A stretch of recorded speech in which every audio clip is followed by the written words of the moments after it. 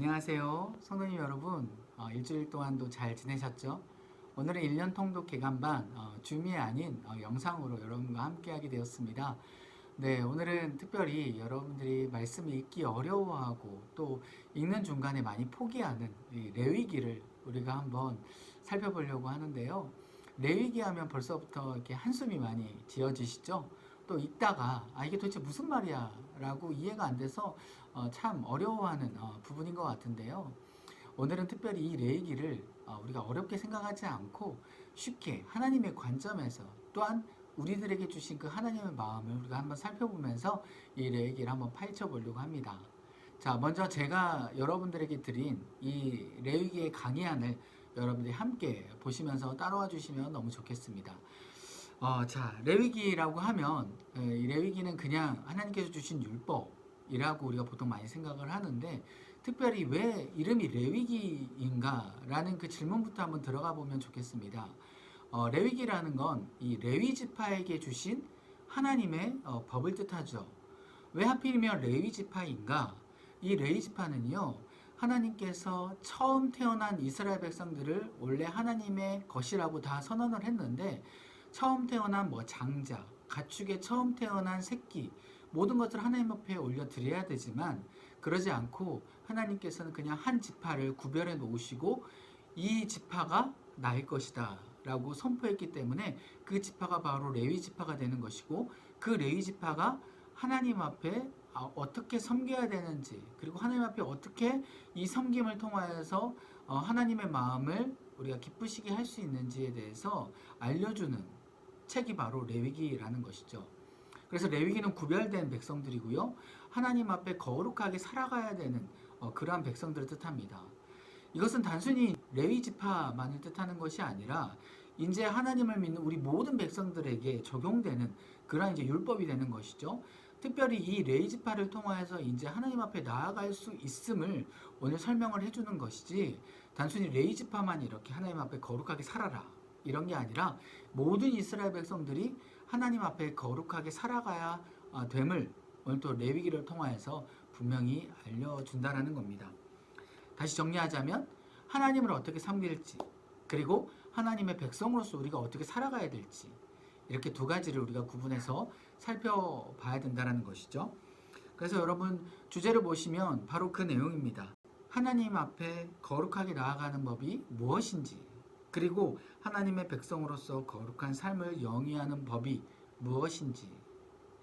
자, 앞에 부분, 하나님 앞에 거룩하게 나아가는 부분은요, 1장부터 17장까지 나와 있고요, 18장부터 나머지 27장까지는 바로 이스라엘 백성이, 그러니까 하나님의 백성으로서 어떻게 거룩하게 살아가야 될지를 알려주는 부분입니다. 자, 그러면 밑에 특징을 한번 보시면요, 우리가 그렇게 하나님 앞에 거룩하게 살아가야 되는데, 따라가야 되는데 그렇지 못한 우리 인간의 연약한 모습을 분명하게 하나님께서는 우리에게 깨우쳐 주신다는 것이죠.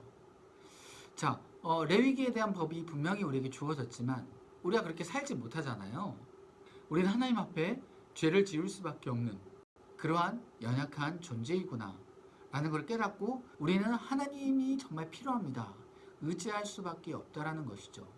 그래서 우리에겐 필요한 건 이 레위기의 법이 필요하기보다는 결국 결론은 예수 그리스도가 우리에게 필요하다 라는 그 결론이 우리에게 나타난다라는 겁니다.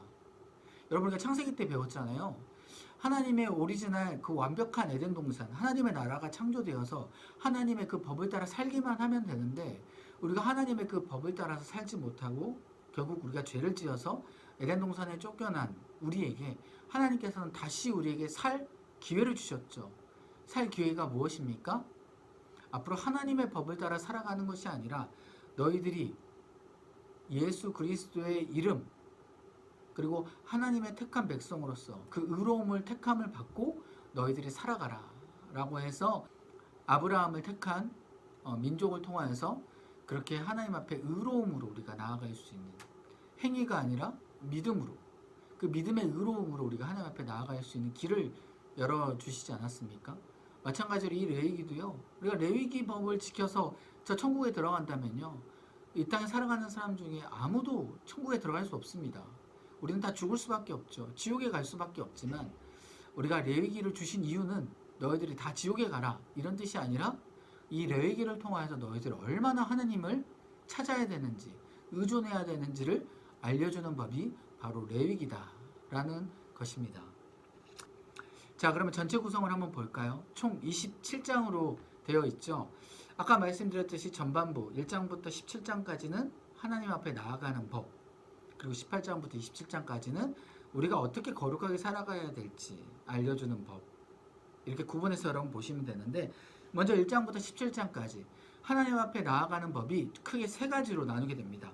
첫 번째는 제사를 통하여서, 두 번째는 대제사장을 통하여서 하나님 앞에 나아갈 수 있고요. 세 번째는 우리가 정결하게 함을 통하여서 하나님 앞에 나아갈 수 있다 라고 분명히 알려주는 것이죠. 자, 그러면 제사를 통하여서 하나님 앞에 어떻게 나아가야 되냐? 제사는 크게 5가지로 구분이 됩니다. 여러 가지 제사들이 나와서 여러분들 헷갈릴 수 있는데, 이 5가지 제사들이요, 쉽습니다. 간단한 의미들이 있어요. 먼저 번제. 이 번제라는 건요, 하나님 앞에 태워드린다는 거예요. 하나님 앞에 우리의 모든 것을 태워드리고, 죄를 태워드리고, 우리의 모든 헌신을 하나님 앞에 드린다 라는 그러한 의미가 이 번제에 있죠. 그래서 소나 양이나 비둘기를 잡아서 거기서 각을 뜨고요, 내장을 다 발라내고 똥을 치워서 그것들을 하나님 앞에 온전하게 완전히 태워드리는 그러한 제사, 바로 이게 번제라는 겁니다. 하나님께서는 우리에게 드릴 수 있는 그 범위를 우리에게 주셨어요. 예를 들어 우리가 좀 넉넉한 형편이라면 소나 양이나 이런 것을 잡아서 하나님 앞에 번제로서 태워드릴 수 있겠고요. 또 조금 가난하고 형편이 넉넉치 못하면 산비둘기나 집비둘기, 조금 가격이 덜 나가는 이런 것들을 우리가 잡아서 또 사서 하나님 앞에 제사를 드릴 수 있도록 하나님께서 이렇게 제도를 만들어 놓으신 거죠. 그래서 매일 드리는 상번제가 있어요. 아침하고 저녁 한 번씩 하나님 앞에 모든 것을 태워드리면서 우리의 죄를 고백하고 하나님 앞에 제사를 드리는 거죠. 또 두 번째는 특별 절기 때 제사를 드리는 그러한 번제의 제사가 있습니다. 두 번째는 또 소제 이 제사가 있는데요. 번제는 헌신의 의미, 죄를 또 회개하는 의미가 있다면, 이 소제는 하나님 앞에 감사의 의미로서 드리는 제사입니다. 이 노동을 했을 때에 하나님께서 우리에게 주시는 그 열매에 대한 감사의 의미가 담겨져 있는 것이죠. 그래서 이 소제는요, 피 없는 제사라고도 해요. 번제는 또 다른 제사들은요, 소나 양이나 이런 가축들을 잡아서 이 피를 흩뿌리고 거기에 대해서 하나님 앞에 태워드리는 제사인데, 소제만큼은요 피가 없는 제사예요. 그래서 땅에 소산을 가지고 하나님 앞에 드리는 거예요. 각종 곡식, 그리고 화덕에 구운 무교병, 누룩을 넣지 않는 떡을 만들어 가지고 하나님 앞에 드리고, 또 전병 하나님 앞에 드리는 이러한 이제 땅의 소산을 가지고 하나님 앞에 드리는 이제 제사인 것이죠. 이것을 드리는 이유는 아까 말씀드렸듯이 곡식에 대한, 그러니까 하나님께서 주신 그 열매에 대한 감사의 의미이기 때문에 곡식을 드리는 거예요, 하나님 앞에. 그런데 대신 이제 여기서 유의사항이 있습니다. 여기서는 누룩을 넣으면 안 돼요. 이스트를 이야기하죠. 빵을 만들 때 부풀게 하는. 하나님께서 주신 그 오리지널 그 곡식에 대한 그 의미로 그것을 그냥 간단하게 조리를 해서 아니면 그걸 그대로 드리는 그런 제사로 하나님 앞에 드린다라는 겁니다. 불에 태워서 화제로 드리는 것이죠. 또 이제 세 번째 제사는 이제 화목제 제사가 있어요. 이 화목제는요, 하나님과 화목하고 화평하게 원하는 그런 마음을 담아서 하나님 앞에 드리는 제사이기도 합니다. 이것은 온전히 하나님 앞에 죄를 지은 우리가 하나님 죄를 또 용서해 주시고 하나님과 우리와 정말 그렇게 깊은 관계로서 다시금 나아가고 싶습니다 라는 그 의미가 담겨져 있다라는 거예요. 왜냐하면 우리가 하나님 앞에 죄를 지었을 때 하나님과 우리와의 관계가 단절됐기 때문에 다시 그 하나님과 우리와의 관계를 회복하기 위한 그런 제사로 이 화목제를 드린다라는 것이죠. 그래서 이 화목제는 하나님 앞에 그렇게 소원을 드리고 또 하나님께서 우리의 죄를 용서해 주시고 다시 화목하게 되었음을 기뻐하는 그러한 감사의 의미도 있고, 또 서원에 대한 의미, 또 자원에 대한 의미가 여기 속합니다. 억지로 하나님께서 야 너희들 화목제를 드려라, 이건 의무다 라는 게 아니라 우리의 마음이 정말 하나님 앞에 화목하고 싶어서 함께하고 싶어서 우리가 가까이 하고 싶을 때 드리는 제사가 바로 화목제라는 거예요. 그래서 이 신약 성경은 이 화목제의 제물로 예수 그리스도의 화목제의 제물이 되셨다라고 이야기를 합니다. 왜냐하면 구약 성경 때는 계속해서 제사를 드리면서 하나님과 우리가 화목이 됐잖아요. 그런데 이제 신약에 넘어오면서 예수 그리스도가 자신이 단번에 제물이 됨을 통하여서 예수 그리스도의 그 피만 있으면 그 피를 통하여서 온전히 하나님 앞에 나아갈 수 있는, 하나님과 우리가 화목하게 될 수 있는 그러한 예수님이 제물이 되셨다라는 것을 알려주는 것이죠. 참고로 이 화목제물은 헬라어로 힐라스테리온이라는 건데 이 달래다라는 뜻이에요. 달래다. 우리가 예수 그리스도를 제물을 통하여서 하나님의 마음을 달래는 것이죠. 또 화목제물을 통하여서 하나님의 마음을 달래는 거예요. 어떻게 보면 하나님께서 끊어진 우리의 관계에 그 제물이 분명히 필요한데 그 제물이 가축이 되고 또한 예수 그리스도의 피가 되는 그러한 상황이 되는 것이죠. 그래서 이 화목제물은요, 다듬지 않은 그냥 돌로 단을 쌓고요, 흠 없는 짐승을 그 머리에 우리의 죄를 안수하고, 그래서 그 회막 문에서 그 제물을 잡는 거죠, 짐승을. 그래서 그 피를 제사장들이 제단의 사면에 뿌립니다. 그리고 내장과 콩팥, 그 간, 그것들을 다 하나님 앞에 불살라 드리는 것이죠. 이것까지는 어떻게 보면 번제랑 비슷하고요. 좀 다른 내용은요, 이제 제물을 다 드리고 난 이후에, 제사가 끝난 이후에 이제 태워드리지 않는 그 제물의 가슴과 뒷다리를 따로 남겨놓고 이것들을 제사장들에게 몫으로 주는 겁니다. 제사장들이 먹을 수 있도록. 그래서 나머지는 뜰에서 그 제물을 드린 자가 이 제사장과 그렇게 함께 먹는 것이죠. 그리고 3일째까지 남은 것은, 먹지 못한 것은 불에 태워드리는 그러한 행위를 하게 됩니다. 하나님 앞에 서원이고 자원제지만 분명히 하나님께서는 여기에 대한 규칙을 만들어 놓으시고 거기에 대해서 제사장들이 먹고 또 제사장들과 함께 그 드린 자가 함께 먹고 죄 사함을 같이 생각하고 나아가는 그런 의미가 되어 있는 것이죠. 자, 그리고 네 번째는 속죄제입니다. 여러분, 속죄제는 무슨 뜻이냐? 어떤 해산과 같은 그런 부정. 예전에는 출산을 하게 되면 그걸 부정이라고 생각을 했어요. 피를 흘렸기 때문에. 그리고 나병, 한센병이 걸리면 또 하나님께서 우리에게 죄를 지었기 때문에 이러한 병을 우리에게 주셨다라는 그런 의미가 이제 있었던 것이죠. 이러한 것들을 우리가 정결하게 하기 위해서 하나님의 속죄제를 드립니다. 이것은 단순히 우리가 일부러 죄를 짓는 부분도 속죄제를 드리지만 뭐 출산 같은 경우는 일부러 죄를 지은 건 아니잖아요.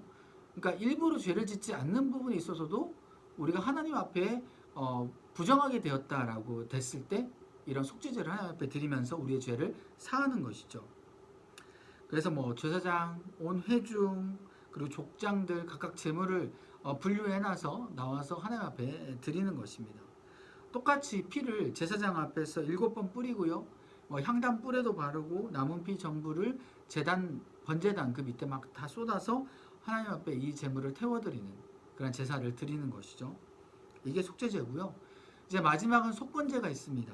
이 속건제는 우리가 여호와의 성물, 회막 안에 있는 하나님 앞에 드리는 뭐 물건들, 이런 것들을 우리가 함부로 만졌거나 이런 것들을 깨트렸거나 우리가 하나님 앞에 속건제로 드리는 것이죠.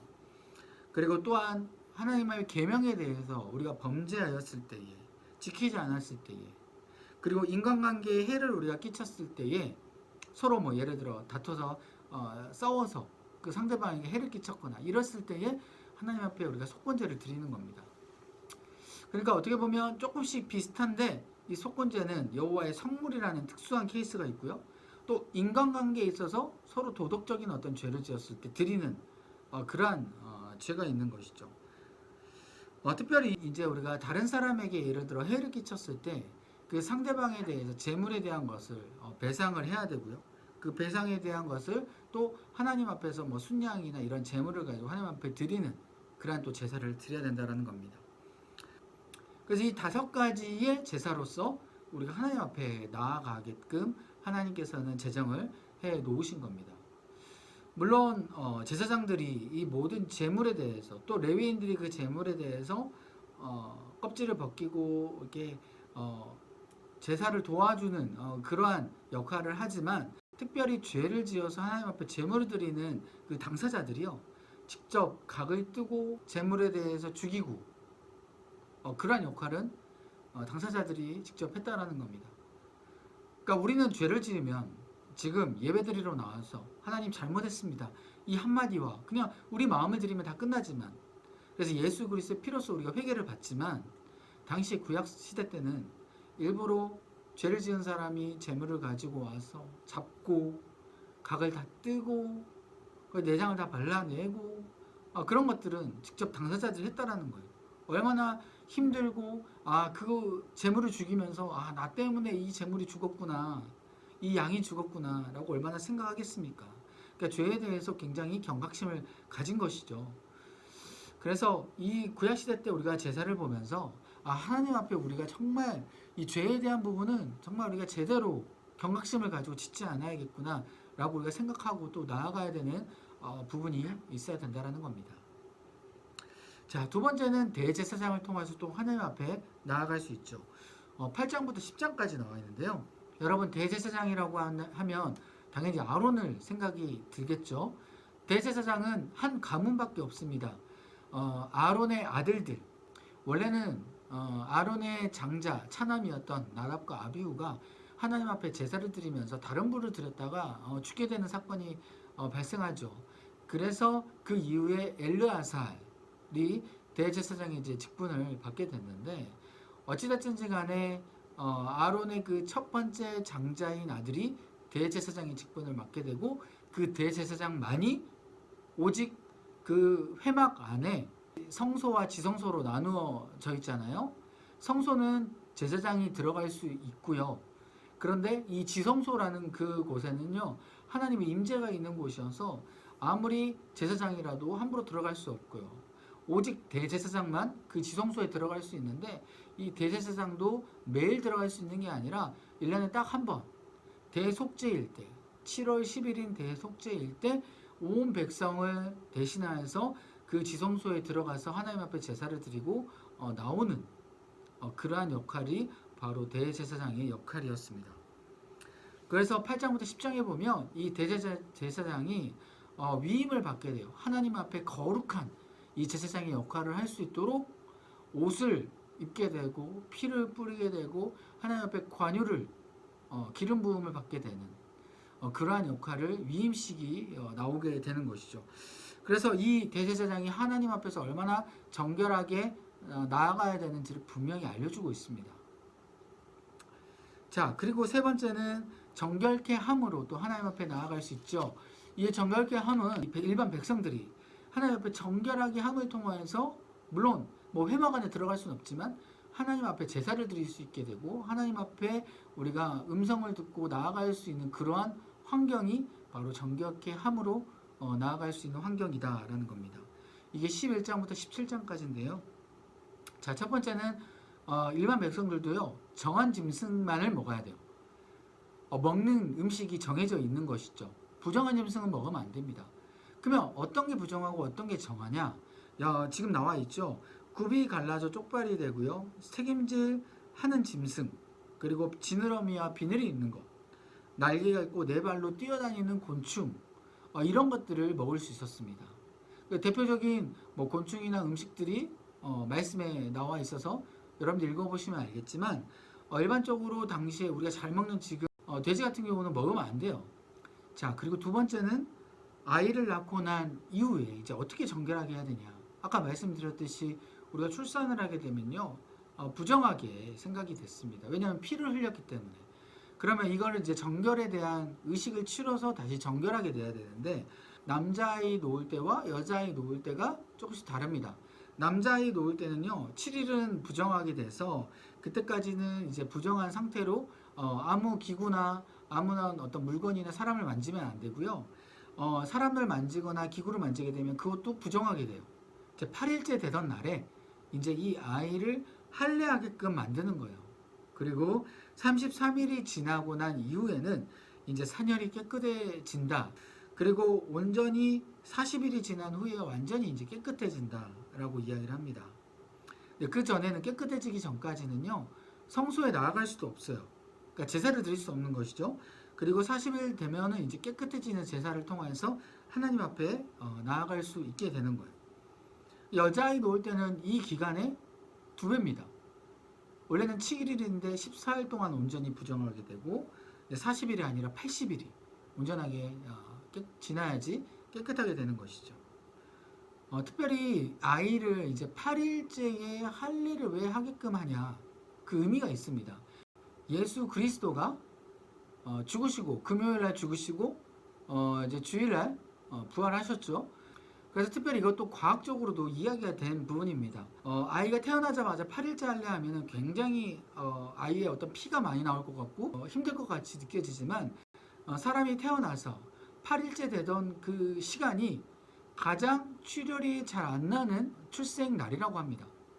그러니까 오히려 9일 이후부터는요, 출혈이 점점 나고요. 완전히 이제 아이가 이제 성장하고 난 이후에 할례를 받으면 피가 적게 출혈이 되는데, 이제 아이가 좀 어중간하게 할례를 받으면 출혈이 많이 된다는 것이죠. 우리 인간에 대한 창조, 원리에 대한 부분도 있다라는 겁니다. 자, 그리고 두 번째는 나병 환자에 대한 정결법이 또 나와요. 이거는 이제 13장부터 14장까지인데, 나병, 바로 이제 한센병이 환자가 이제 되면은 이거는 이제 또 부정했다라는 그런 이제 의미가 있어서 정결케 되는 의식을 또 치러야 되는 것이죠. 그래서 나병을 확인하고 그 나병이 다 나으면 제사장에게 자기의 몸을 보이고 거기서 확인이 되었을 때에 온전하게 공동체에 속할 수 있다라는 겁니다. 제사를 또 드리고요. 근데 이제 나병이 되면 그 공동체에 속할 수가 없어요. 밖에 나와서 따로 자기 혼자 지내야 되는 것이죠. 그리고 또 유출병에 대한 정결이 있어요. 이 유출병은 뭡니까? 이 그 자매들 그 생리가 멈추지 않는 것이죠. 계속 나오는 겁니다. 이 유출병도요, 부정하게 봤어요. 그래서 유출병이 있는 이 여인이 뭐 기구를 만지거나 사람을 만지면 그 사람도 그 기구도 다 부정하게 되는 거예요. 그러니까 유출병이 있으면요, 정말 불편합니다. 힘들어요. 뭐 어떻게 함부로 나갈 수도 없고 함부로 뭐 이렇게 만지기도 어렵고요. 그래서 정말 혈루증, 이 유출병은 이제 혈루증이라고 이야기하지 않습니까? 18년 동안 혈루증 앓는 여인이 예수 그리스도 옷자락만 만져도 내가 낫겠노라 말한 그 여인의 마음이 바로 정말 공감이 되는 거예요. 혈루증 앓는 그 여인이 하루 이틀도 아니고 18년 동안 앓았다면 얼마나 힘들었겠습니까? 그 여인의 마음이 바로 여기 이 율법 통하여서요, 사람들을 통하여서 함부로 만지지도 못하고 나아가지도 못하는 그러한 고립된 생활을 이 여인이 했다라는 겁니다. 똑같이 혈중이 멈추게 되면 똑같이 정결 제사를 드리고 하나님 앞에 나아갈 수 있다라는 것이죠. 그 다음에 속죄일을 통해서 또 이야기하거든요. 7월 10일 아까 말씀드렸듯이 이것은 대속죄일을 이야기를 합니다. 1년에 딱 한 번 있는데 모든 백성들이요, 계속해서 뭐 상번제를 드리고 또 절기 때마다 하나님 앞에 자신의 죄를 제사를 통하여서 회개를 했을지라도요, 이 이스라엘 백성들이 자신들이 알지 못하는 또 그러한 하나님께서 좀 노하실 수 있을 만한 그런 죄를 지었다라고 생각이 들기 때문에 1년에 한 번은 무조건 모든 백성들이 하나님 앞에 나와서 대속죄 제사를 드리는 거예요. 그게 바로 7월 10일이었습니다. 그래서 아론 대제사장이요, 속죄 제물을 하나님 앞에 드리고 이스라엘 백성들을 대신하여서 죄를 하나님 앞에 회개할 수 있도록 하는 것이죠. 그래서 아까 말씀드렸듯이 이때 대제사장인 아론은요, 지성소에 들어가서 하나님 앞에 그 자신의 그 옷에 또 그 제물의 그 피를 뿌리고 또 다 정결 의식을 마친 후에 지성소 안에서 하나님 앞에 제사를 드리는 것이죠. 근데 만약에 이 대제사장이 잘못해서 그런 정결 의식을 하지 않은 채 지성소로 들어가면요, 대제사장은 하나님 앞에 죽는 거예요. 그럼 옷에 이제 방울이 있거든요. 또한 발에는 이 끈이 또 묶여져 있어요. 발목 끈이. 그래서 이 방울이 울리지 않으면 대제사장이 지성소에서 죽은 거예요. 그럼 밖에 있는 이스라엘 백성들은 안에 있는 대제사장의 그 방울 소리가 들리지 않으면 대제사장이 지금 하나님 앞에서 제대로 하지 않아서 죽임을 당했구나라고 생각해서 밖에 삐져나와 있는 그 줄을 이제 끌어당기는 거죠. 그러면 죽은 그 대제사장이 질질 끌려 나오는 겁니다. 어떻게 보면 잔인하게 보일 수 있지만 그만큼 하나님 앞에서 거룩함을 이야기하는 것이고 하나님 앞에 정결하게 나아가야 됨을 이야기하고 있는 거예요. 그만큼 우리 하나님은 거룩하시고 정결한 우리 백성들의 모습을 요구하신다라는 겁니다. 그 다음에 대제사장 이후에 이제 17장을 보면 이제 제물을 하나님 앞에 드릴 곳에 대해서 이야기를 해요. 무조건 성소 제단 앞에서 제물을 잡아야 된다. 그래서 그 제물을 잡고 그 피를 제단 앞에 뿌려야 된다. 그게 하나님 앞에 그 자신의 그 피를 원래 자기 자신이 죽어야 되는데 제물이 그 하나님 앞에서 대신 죽는 것이죠. 그 피를 뿌려야지만이 그 자신에 대해서 하나님 앞에 죄가 사해지는 거예요. 이 피에 대한 부분은요, 육체에 대한 생명이 생명. 자신의 피를 흘리지 않으면 자신의 죄는 사할 수가 없는 거예요. 이 생명이 하나님 앞에 드릴 수가 없는 것이죠. 그래서 피채 먹는 것을 또 금지하였습니다. 제물을 잡고 그 피채 먹으면 안 되는 거예요. 하나님 앞에 제물을 불을 살라서 그렇게 드린 이후에 그 다음에 먹는 것이죠. 그 다음은 이제 거룩함에 대한 정결을 또 이야기를 했는데요. 우리가 이제 어떻게 하면 하나님 앞에 거룩하게 나아가야 될까? 먼저는 성적인 정결을 이야기합니다. 근친상간을 하지 마라. 근친상간. 내 가족들과 그렇게 성관계를 맺지 마라. 또 월경 때, 생리 때 성관계를 맺지 마라. 또 짐승 간에 또 교합을 하지 마라. 당시에 이런 풍습들이 이방 족속들에게 많이 있었어요. 하나님의 백성들은 그렇게 하면 안 된다라는 것이죠. 거룩함을, 정결함을 요구를 하는 겁니다. 그리고 또한 거룩함으로 다른 사람을 대해라. 예를 들면 곡식을 거둘 때에 하나님의 백성으로서 자비롭게 곡식을 다 걷지 말고 다른 사람들을 위하여서, 가난한 백성들을 위해서 곡식을 남겨두어라. 그래서 이웃을 위해서 배려를 하고 희생을 해야 되는 그러한 수준 높은 백성의 그 차원을 이야기를 하시는 거고요. 그렇기 때문에 반드시 죽어야 되는 그러한 죄를 또 이야기를 합니다. 막 이방 백성들이 했던 죄, 이방 신에게 자신의 자녀들을 바치는 것, 특별히 몰렉이라는 그 신에게 자녀들을 바쳤는데요. 불을 피워놓고 그 불 가운데로 자녀들을 지나가게끔 하는 거예요. 자녀들을 태워 죽이는 거죠. 그런 말도 안 되는 일을 이방 백성들이 했습니다. 하나님이 그것을 철저하게 금하셨고, 또한 그런 근친상간을 했을 때 반드시 죽여야 된다라고 하나님께서 철저하게 이야기를 하시는 것이죠. 이제 하반 부분 18절부터 27장까지는요.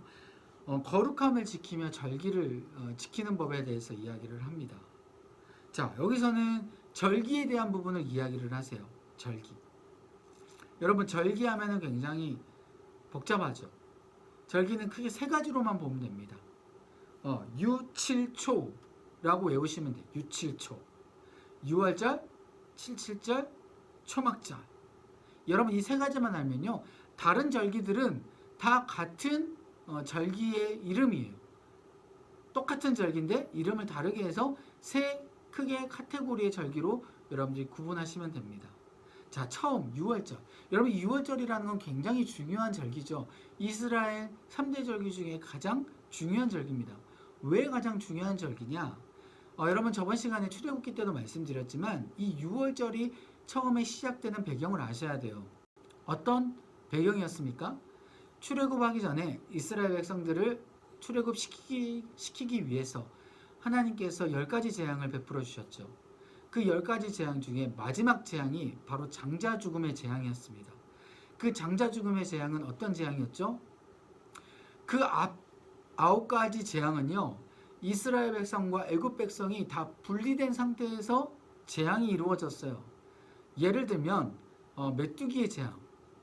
이스라엘 백성의 집에는 메뚜기가 오지 않았는데 애굽 백성의 집과 밭은 메뚜기가 덮어버리는 그런 재앙이었죠. 다른 재앙들도 다 마찬가지였어요. 이스라엘 백성은 보호받고 애굽 백성은 보호받지 못한 그러한 재앙들이었는데 마지막 이 10번째 재앙은요. 그 구분이 불분명했습니다. 이스라엘 백성들도 분명히 재앙을 받을 수 있는 상황이었어요. 그럼 어떻게 해야지 이 재앙을 피할 수 있었냐? 바로 우리가 알다시피 양을 잡아가지고 그 양의 피를 좌우 문설주문에 바른 것이죠. 그리고 그 양을 그날 당일날 급히 잡아서 무교병과 쓴나물과 함께 먹는 제사를 했어야지만이 이스라엘의 백성들을 하나님께서는 사하시고 또 하나님의 사자가 하나님의 사자가 이스라엘 그 문지방에 있는 그 피를 보고 그대로 지나갈 수 있었어요. 그 문지방에 피가 없으면요, 그 가정 안에 장자들은 다 죽었어요. 그것이 바로 이스라엘 백성이든지 아니든지.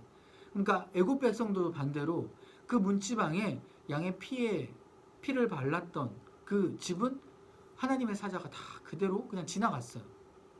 장자가 살 수 있었다라는 것이죠. 그러니까 결국 하나님의 구원을 얻기 위해서 양의 피가 필요했고요. 그 양의 피가 있는 가정은, 그 집은 살 수 있었다라는 겁니다. 하나님의 구원은 오직 하나님의 택한 백성에 있는 게 아니라 뭐예요? 예수 그리스도의 피, 양의 피, 그게 있어야지만 하나님 앞에 구원받을 수 있음을 10번째 재앙을 통해서 알려주셨다는 것이죠. 그게 끝나고 나서 진정한 출애굽이 이루어졌고, 이 출애굽은 신약 성경에 예수 그리스도의 피로 인하여서 구원받은 하나님의 나라로 나아가는, 구원받은 하나님의 백성을 뜻하게 되는 것입니다. 바로 그 하나님 앞에 구원받은 백성들이 하나님 앞에 그 구원에 감격해서 감사해서 드리는 바로 그 절기가 바로 유월절이다라는 것이죠. 그래서 이 유월절은 굉장히 중요합니다.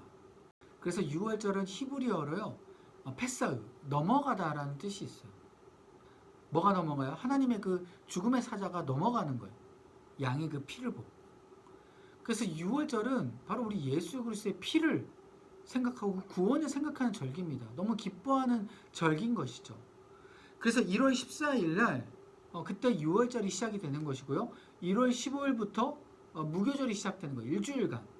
그래서 그때는 무교병을 먹고 절기를 지키는 거예요. 그래서 유월절이기도 하고 무교절이라고도 합니다. 그러니까 정확히 유월절은 6월 14일이고 무교절이라고 하면 일주일을 뜻하는 바로 그 기간을 뜻하게 되는 거예요. 왜 무교절이냐? 누룩이 없는 그 빵을 먹어서 하나님 앞에 나아가는 그런 절기라는 것이죠. 그래서 이걸 또 초실절이다라고 이야기하는데, 당시에 그 시기가 첫 이삭이 수확되는 그 시기이기 때문에 하나님께서 이 첫 수확되는 그 이삭을 우리에게 주시면 너무 감사합니다 라는 의미로 이 초실절이라는 또 절기로 같이 지키는 거예요. 그러니까 유월절, 무교절, 초실절이 같은 절기입니다. 그래서 여러분 이거를 하나로 묶어주셔서 외우시면 될 것 같고요. 그 다음 두 번째 절기는 칠칠절이라는 절기예요. 칠칠절, 왜 칠칠절이냐? 이거 히브리어로 맹세하다라는 뜻인데, 하나님 앞에 밀을 수확할 수 있도록 하나님 너무나도 감사합니다. 하나님 앞에 이거를 내가 앞으로 드리겠습니다. 이 수확한 이 밀을 주님 앞에 드립니다. 라는 의미로 이 칠칠절을 드리는 거예요. 이름이 칠칠이라는 이유는 뭐냐면 7, 숫자 7, 곱하기 7 해서 7 곱하기 7 해서 총 49일이거든요. 그래서 이 77절이 이 50일째 되는 그 날에 하루에 절기를 지키는 거예요.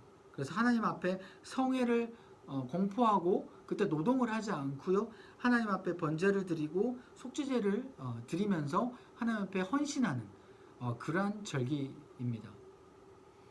그래서 이걸 칠칠절이라고도 하고요. 또 맥추절이라고도 해요. 맥추절. 우리가 수확한 거에 대해서 주신 그 추수, 그 밀, 그거에 대해서 하나님 앞에 내가 앞으로 드리겠습니다. 그 헌신의 의미. 또 이거를 오순절이라고도 하는데요. 오순절. 이거는 이제 한글이 되어 있는 거예요. 오, 숫자 5에 순, 10이에요. 10. 순이 10이죠. 그래서 5 곱하기 10에서 6월절부터 50일째 되는 그 날, 그걸 바로 오순절이라고 합니다. 이거는 신약 성경으로 연결돼서 성령님이 강림한 바로 그 날이에요. 그래서 이걸 또 성령 강림절이라고도 이야기합니다. 오순절에 성령이 강림했기 때문에 마가 다락방에서 이스라엘 백성들이 하나님 앞에 열심히 성령님이 오기를 기도했지 않습니까? 그때가 바로 오순절이었어요. 그래서 칠칠절, 맥추절, 오순절 이거 같은 절기입니다.